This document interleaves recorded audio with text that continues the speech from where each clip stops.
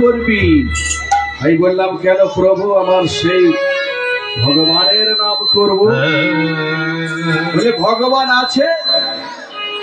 আমি বললাম ভগবান নাই। বললে কি করে বিশ্বাস করব ভগবান আছে? বললে বিশ্বাস হচ্ছে না।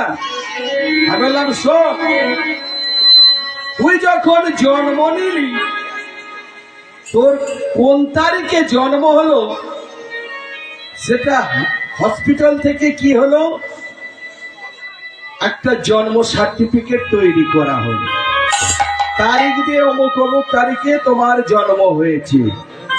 তাহলে জন্ম তারিখটা পেলেন, জানতে পারলেন যে ওই তারিখে আমার জন্ম হয়েছে মা। তবে বলুন তো মা, আমরা কবে মরবো সেটা জানি বাবা? আমাদের মৃত্যু তারিখটা কেউ জানে? মৃত্যু তারিখটা আমরা জানি না বাবা। তাহলে আমাদের যে মৃত্যু হবে এইটা কে জানে? একমাত্র সেই অনাদি রাধে গোবিন্দ।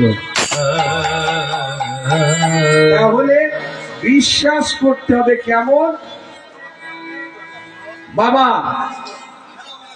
সিদ্ধান্ত না দিলে দৃষ্টান্ত আসা যাওয়া যায় না। কীর্তন হবে, আপনারা আমাকে সহযোগিতা করবেন। আমি কথা দিলাম আপনাদের আনন্দ দিয়ে তবে এখান থেকে যান। তবে শোনেন বাবা, দৃষ্টান্ত ছাড়া সিদ্ধান্তে আসা যায় না। একটা বাচ্চা ছেলে, অবুঝ শিশু, সে তো কিছু জানে না। অবুঝ শিশু, তার মায়ের কঠিন দুরারোগ্য ব্যাধি হয়েছে, হাসপাতালে ভর্তি করেছেন তার মাকে। সেই মায়ের একটা ছেলে, সেই ছোট্ট শিশুটি হাসপাতালে যখন গেলেন, বেশ কিছুদিন চিকিৎসা শুরু হলো। চিকিৎসা হওয়ার পর ডাক্তার বাবু বললে, ওরে খোকা, তোর মার বাঁচবে না, তোর মাঝে আর বাঁচবে না রে খোকা রে।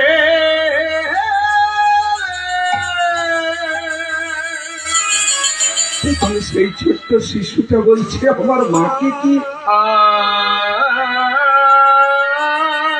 কেউ বাঁচাতে পারবে না? বলো না গো ডাক্তার বাবু।